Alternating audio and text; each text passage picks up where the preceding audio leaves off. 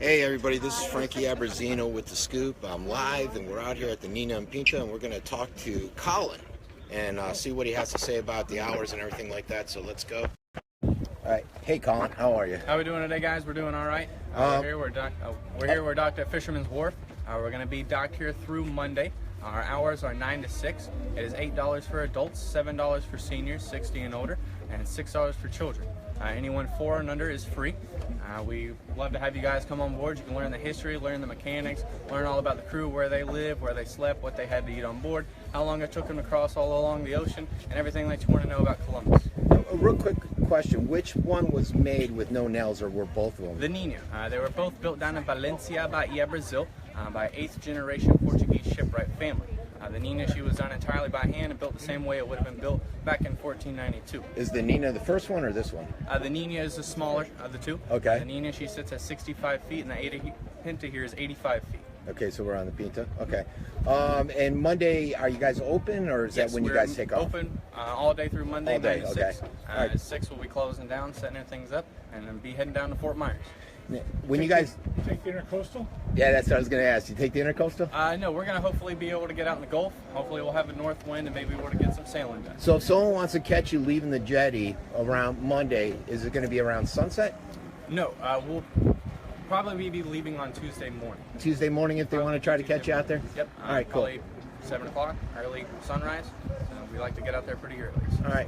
Thanks a lot, Colin. I'm going to do a walk around now. Thanks a lot. Thank you. All right. All right, we'll check it out a little bit. They got a chips. This is the Pinta, which was made with some nails and stuff.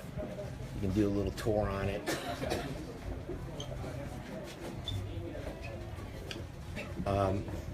You can stop and ask any of these guys with their shirts on any information you want to, just like I did, and they'll break it down. Everyone I met here so far is very nice. They got some further information with the maps and tying knots. Reminds me of my old Navy days. Store if you want to buy some stuff. They show the pricing on it. Now this is the Pinta, and I'll take you guys on the Nina in a minute. It's pretty crowded. I'll take you upstairs real quick.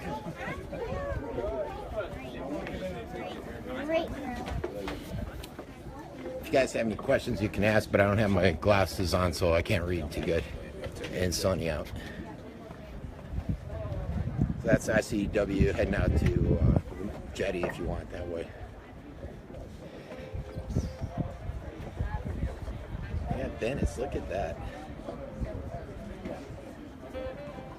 Let's go over here.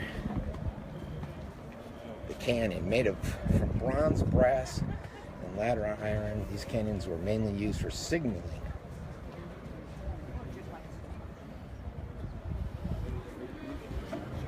In case none of you guys can make it down here. Let's see. Without the wings going I really want to see the Nina, which we're going to walk over to now, because that is the one that was made with no nails or anything. Colin was pretty good, pretty informative. He didn't want to interview, he was a little nervous. What was the name of that website? Go to theuncensoredreport.com. I'll upload it later, but theuncensoredreport.com. Or if you go to Facebook, go to Scoop News. Yeah, there's like 52,000 people on there, so you'll see it all there. All right, brother. Thanks a lot. Sorry, that was Colin wanted to check out where it is, one of the boat hands. You guys have never been out here at Fisherman's Wharf. It's funny, when I was a kid, that place was a dive. And I remember when Ron and Ron, the radio show, appeared out there, and they closed down this whole road. It was just packed. Oh my God, if you guys are old school in the 80s and you remember that. But we used to stand, I didn't do this, but if you could see over there where it's up painted, it's got like the tin roof, and it's sort of closed in. It wasn't closed in when we were kids. And we would go there, get drunk, and people would stand up on the rails and pee off of them into the water. But that was like a hangout place when we were young kids. So this is the Nina, which has no nails or anything. Check this out, the Nina.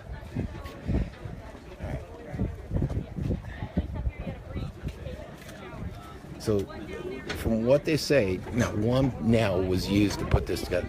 Oh, this crew's talking. Let's get involved in this.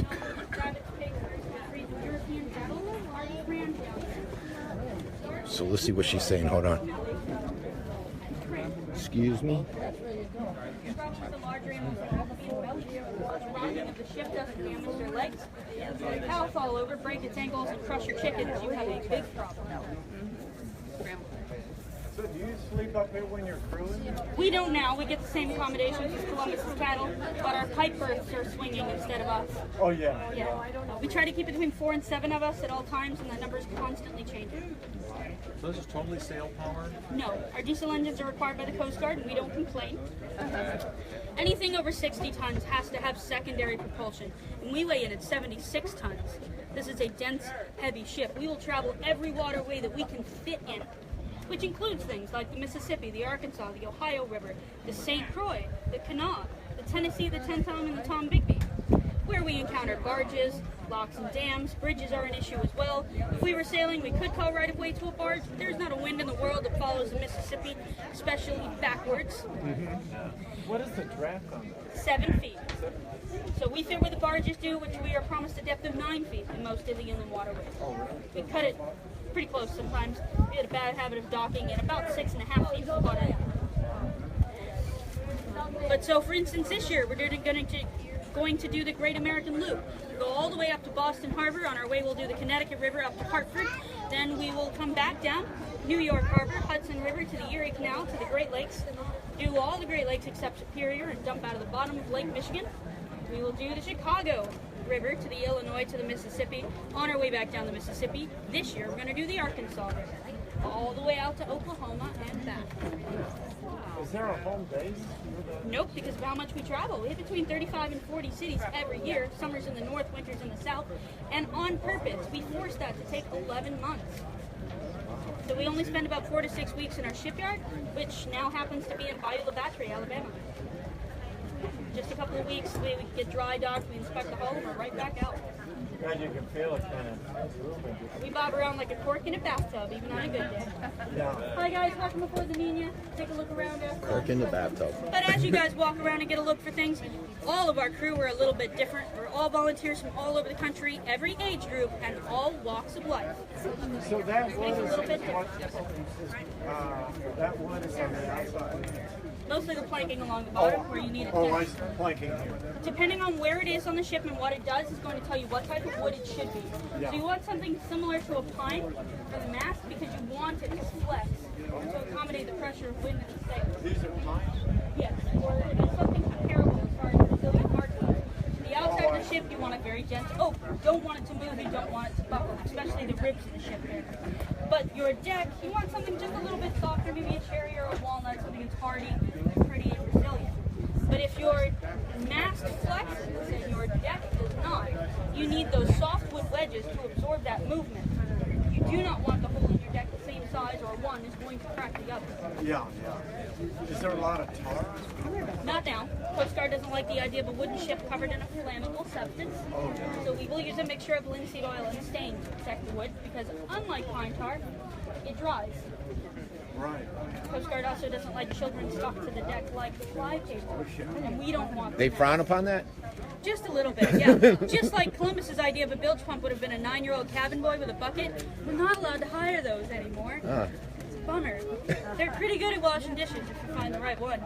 I love this on your neck. Oh, thank you. That is All right, from let's Panama go City, walk over here and see what's going on. As I'm from Tallahassee. I'm from Tallahassee. If you're wondering where to get here, right there is Fisherman's Wharf, where I just relived the 80s. And what you do is if you're coming from Sarasota, you would take the first Venice exit, which is the North Bridge off of 41. Go up to your first light, and you just, instead of going over the bridge, you just veer to the right where that first light is and find parking, and you'll see the ships, you'll see all kinds of boats here. If you're coming from Inglewood, Northport, South Venice, you would just go over the what we call the Circus Bridge or the North Bridge, and you take that to Venice Avenue, or not Venice Avenue, you take it to just keep going, I guess. Over 41 over the North Bridge. As soon as you get over the North Bridge, you got to do like a U-turn to come back in here, because we're on the, I guess it would be on the west side of the North Bridge. So let's see what we got in here. No admission. That would be cool to go up there. Right next door. All right, wow, it's pretty packed in there. Let's see if we can get in there. They love those little metal halls down there. And they would trade the gold There's somebody in there talking. I'm trying to get you guys. for the hawk belt.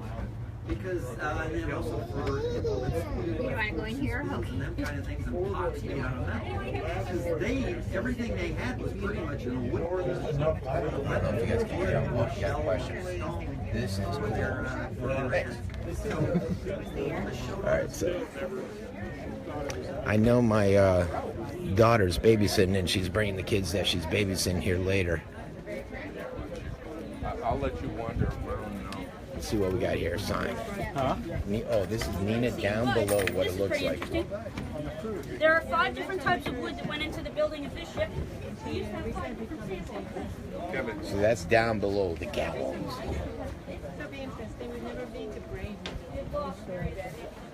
Let's see what she says is interesting about the wood.